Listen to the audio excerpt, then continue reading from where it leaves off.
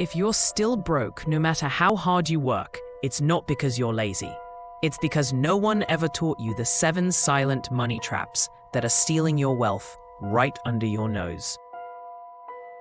You could be clocking in 40 hours a week, saving what you can, even cutting back on coffee, and still never seem to get ahead. That's not a coincidence.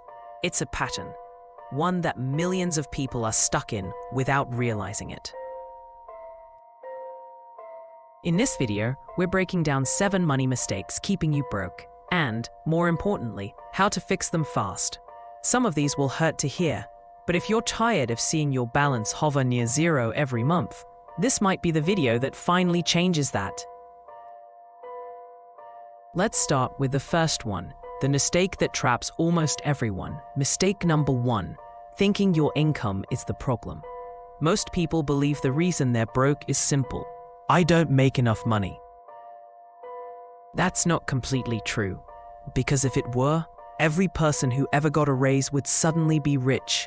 But they don't. They just get a bigger car, a better phone, and a new monthly payment. There's a name for that: lifestyle